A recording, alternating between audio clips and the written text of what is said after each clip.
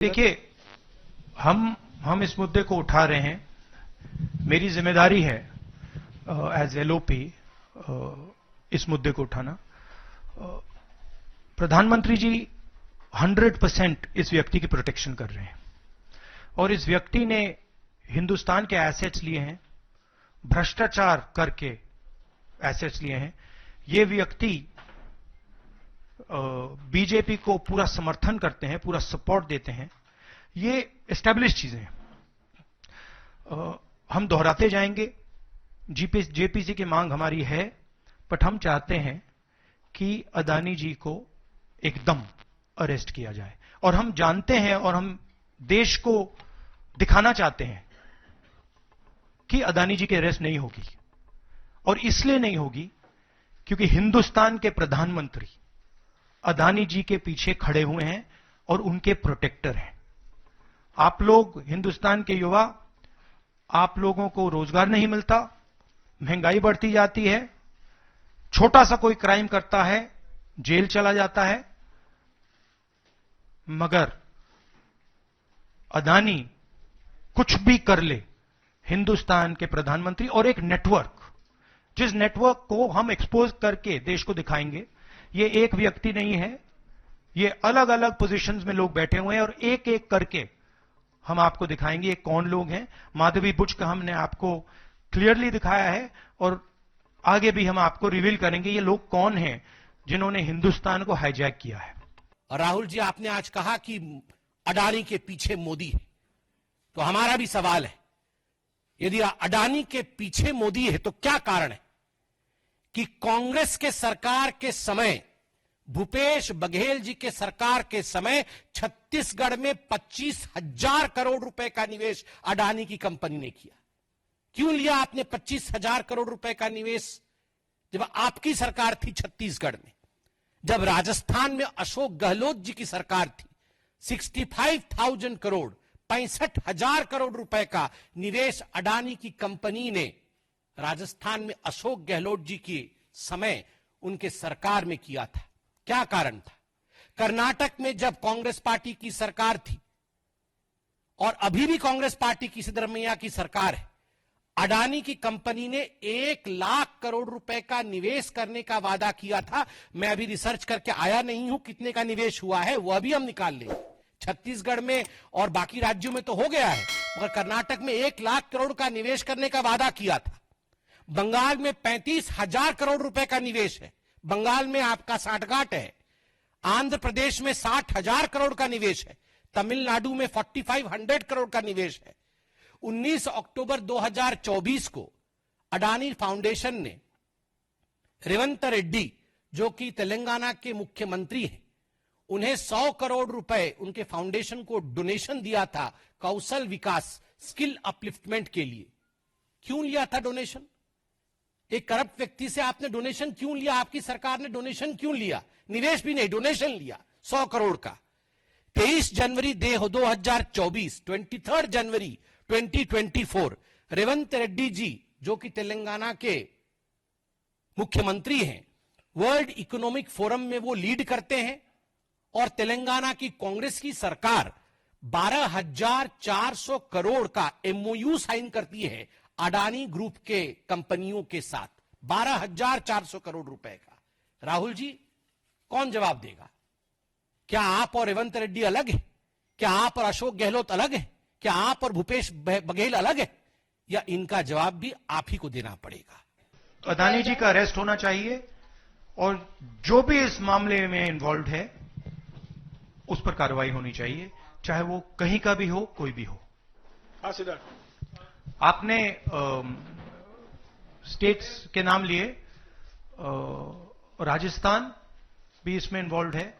कुछ ही महीने पहले बीजेपी की सरकार ने इसी तरीके का कॉन्ट्रैक्ट राजस्थान में किया, and which is the other state, and Maharashtra में भी बीजेपी की सरकार ने ऐसा ही कॉन्ट्रैक्ट किया है। वही कॉन्ट्रैक्ट छत्तीसगढ़ में था।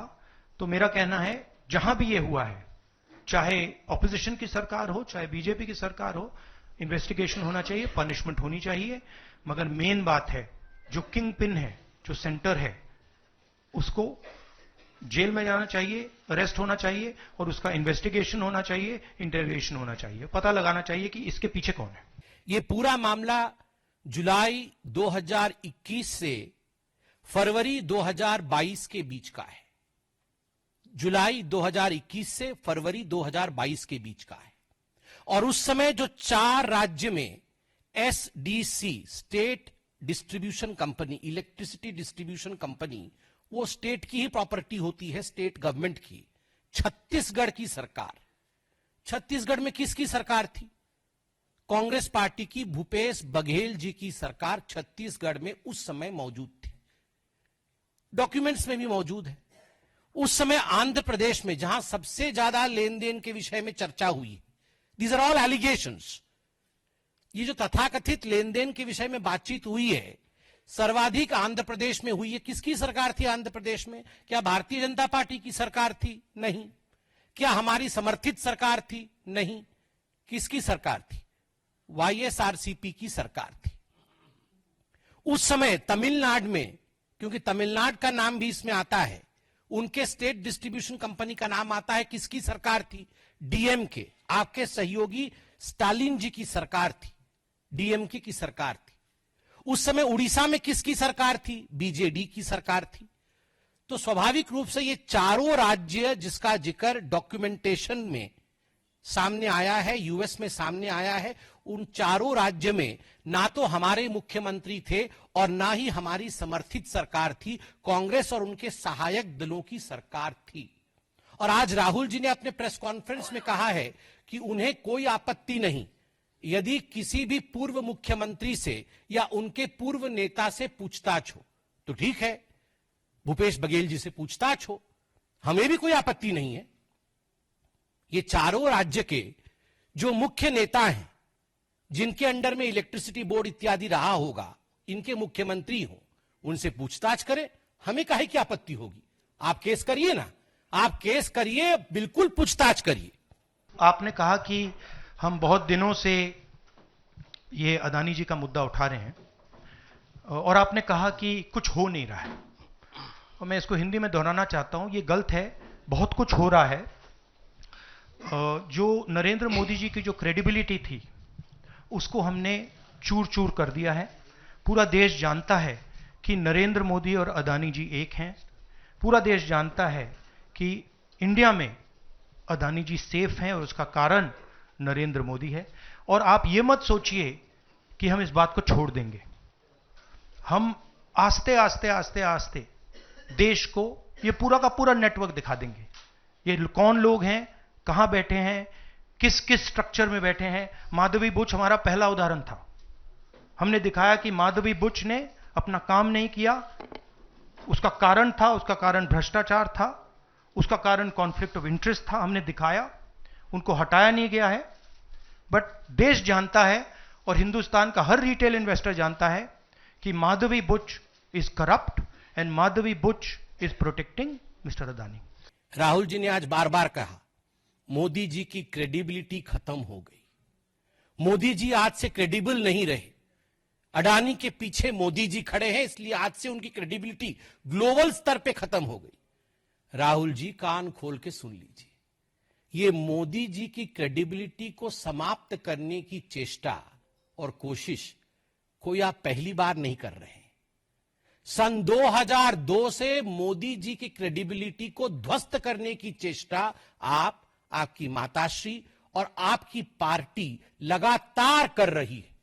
मौत के सौदागर से तुम नीच हो, पाकिस्तान में जाकर मोदी को समाप्त करना है, से चौकीदार चोर है तक, ऐसे 100 गालियां मैं गिनवा सकता हूं जहां आपने कहा कि मोदी की क्रेडिबिलिटी खत्म हो गई है और मोदी के इमेज पर डेंट पड़ गया है।